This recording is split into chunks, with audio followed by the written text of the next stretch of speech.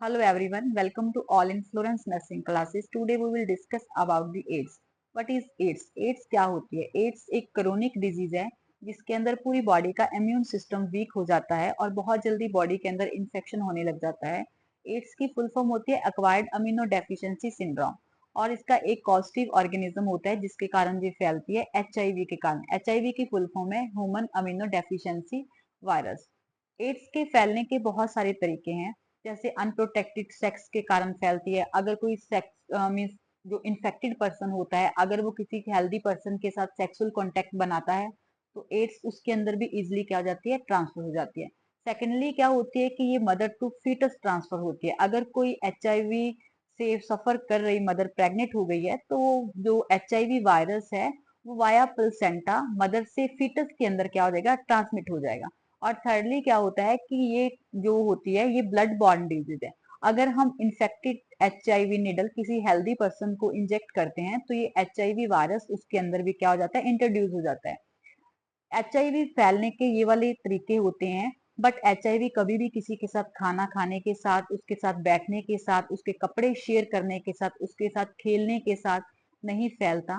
तो इसके सिम्टम क्या होते हैं, कैसे पता चलता है कि ये एचआईवी पेशेंट है?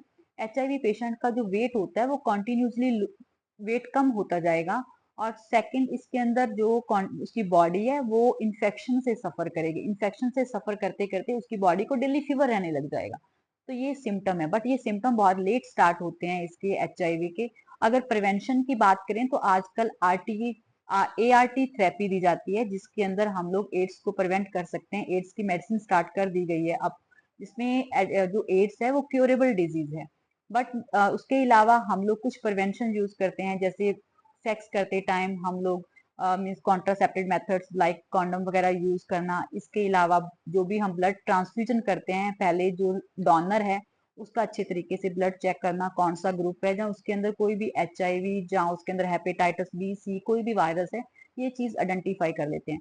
सेकेंडली, किसी के साथ जब मदर कोई प्रेग्नेंट हो रही है तो पहले उसके एचआईवी सारे टेस्ट, डायग्नोस्टिक टेस्ट करवा लेने चाहिए। उससे पता लग जाता है कि मदर किसी भी एसटीडी डिजीज से सफर नहीं कर रही। तो बहुत सारी ऐसी प्रिवेंशन हैं जिसके हम लोग एड्स को प्रिवेंट कर सकते हैं। बट एड्स वाले कैंडिडेट को साइकोलॉजिकल सपोर्ट देना बहुत जरूरी होता है। उसके साथ खाना खाने से, बैठने से या उसको छूने से कभी भी एड्स नहीं फैलता। तो उसको कभी भी आइसोलेट नहीं करना चाहिए। बस हमें कुछ ऐसे प्रोटेक्शन हैं जो यूज करके हम एड्स से बच सकते हैं।